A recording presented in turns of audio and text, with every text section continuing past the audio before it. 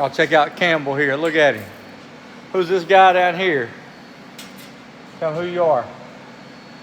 I'm Jamie, that's Campbell. We know that's Campbell. Who are you? Jamie. Jamie from where? Australia.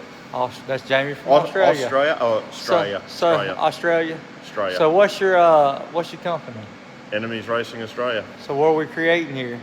This is a machine we're doing for cutting the beads off the wheels, set up over here and start beadlock in America. So Enemies Racing America, huh? Enemies Racing U.S.A. Out of Brutal Speed and Tuning. Yep. There you go. So if you need beadlocks, what do you need to do? You need to send them out here and get them cut off and get the best beadlocks you can. Exactly. Fitted to them. So we're gonna get this video together, how they make them and all that. Like I said, once he gets the machine set up, I'm gonna video it and all that for you, and we'll be back with you shortly.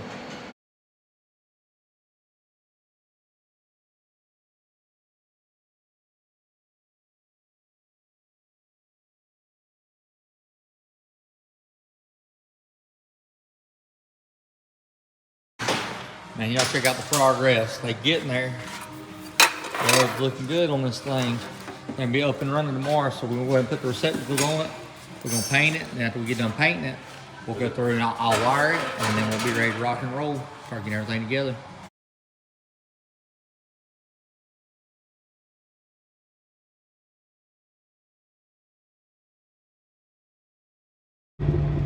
So it's 6:45. I just got the beadlock machine wired up.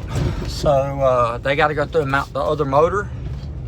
They got to mount the motor tomorrow. They're waiting on the shaft from Michael. As soon as Michael gets the shaft, they'll mount the motor. Then we'll be cutting beadlock rings. So hopefully by lunchtime tomorrow, it'll be all up and running. But both the cutter and the one that rotates the motor, the rotator for the motor, or for the wheel itself, they're both wired up. You got an extra plug that you can plug in and run your grinder off of and all that. So all that took care of. So now I'm on my way home. I'm supposed to go to jiu-jitsu. It's already 6:45. So they don't start till 7:30. So I'm gonna run by and grab some lunch and see if I can't make it to class tonight. So see y'all tomorrow. All right, well, I got the wheels off of Ghost. Let's go and break the beadlocks off of them. Take the bead off the backside and get her Nigel's. Demount them and get ready for the new rings. Get the rings off. Gotta wash that wheel up. I'm gonna put it in the machine over there after I get the tires off of them. Y'all check out this. Got some stuff in the works from Enemies Racing. It's gonna be some sweet stuff right here coming for the S10 stuff.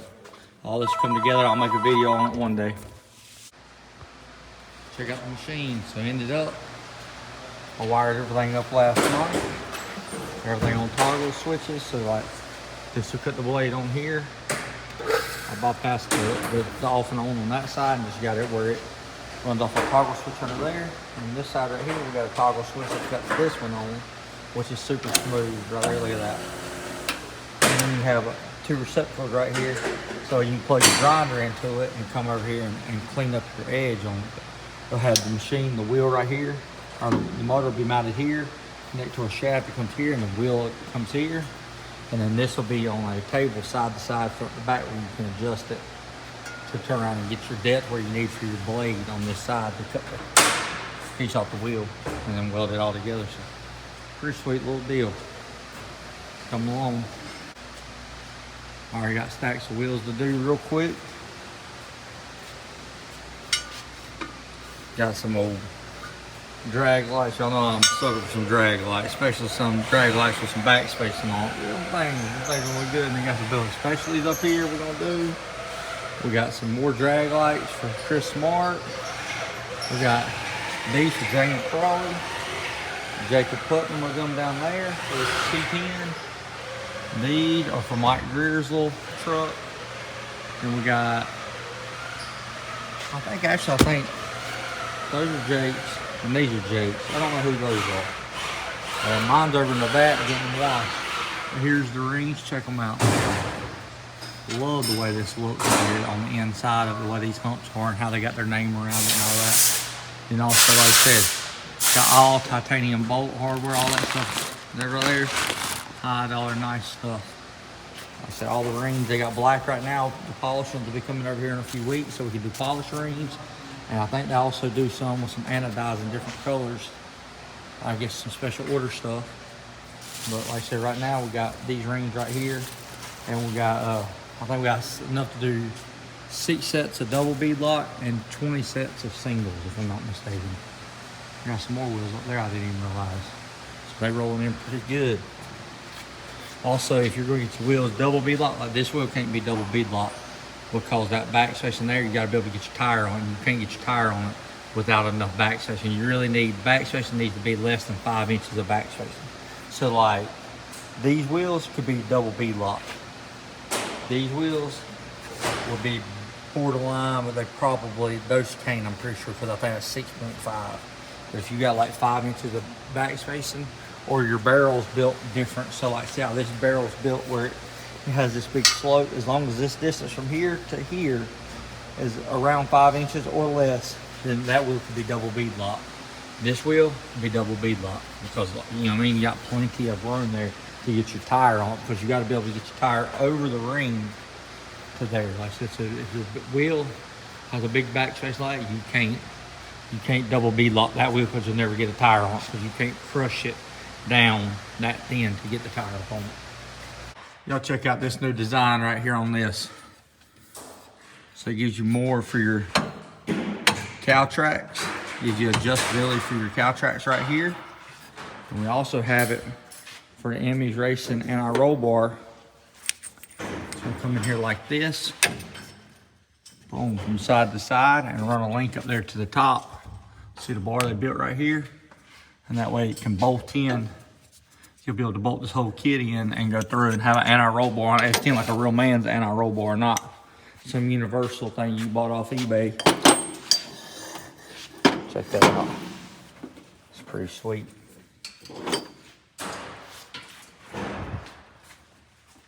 When you're gonna put all this up on the website, Nigel? They gotta finish the base design first and go from there. I got you. A couple weeks. All right, sounds good. Y'all check it out. So they're going to go get the shaft and the cone for it, for mounting the wheels. This will be right here.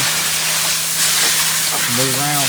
This thing come with a broken shaft on, or the shaft was bent, and it broke the shaft iron piece. So I come over here the other night and took a nut, built this little deal right here for it, so it would spin. Out of some old stuff, threaded the end of it, and I'll just build it up and put a little keyway in it where it would work. Just so we can slide it over to get to where we need it for the wheels. Right, there you go. All we gotta do is just get the shaft here. So we had to clean the screen. We gotta get the shaft put in here. We got a coupler for the motor. Once we get that, we can drill our holes to mount the motor, because that stuff has to be all centered. So it'll come to the shaft here, and then it'll have a little cone, like kind of like a tire machine that the wheel bolts on and slides over and spins on it. And then that way you can slide this everywhere you need it to cut it off. Pretty good. Wheels are rolling in.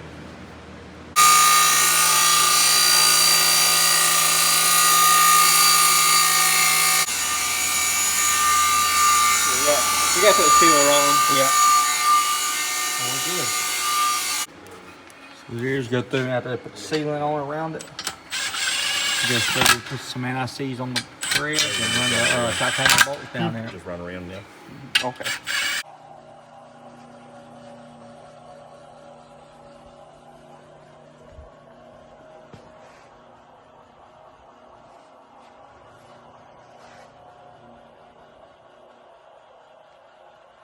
That's what it looks like with the lip cut off of them. Then I'll put them on this little machine right here. You'll spin it. You go through and weld it around it, get it all ticked in, and then you go back here to Nigel, where Nigel is back here sealing them up and putting rings on them. Well, check this out. So this is a piece of enemy makes. They take a pan and they machine it down. They machine the blades down on it. And what happens is, it'll come in here, and it'll circulate side to side all the way down through here, through these veins. And then what happens is it gets over here and it circulates and it comes back up through here. And this helps cool the pan off with the hot fluid in it. So you know your fluid gets 300 degrees on the trans brake. This right here circulates 180 degree fluid underneath this to help try cooling this pan off, to cool everything off inside the motor. When you're on your pass or when you're turning around coming back to the pits, it's circulating coolant through here at 150, 180 degrees, wherever your motor is. And it turns around and helps pull this pan off right here, which will ultimately help you cool down your transmission faster, which ultimately will help your transmission live longer. So if you hot lap or you do drag and drives and stuff like that, and then you still also have your drain for your pan right here. Still have the port right there where you still drain your fluid and swap your fluid without having to take any of this stuff loose or nothing.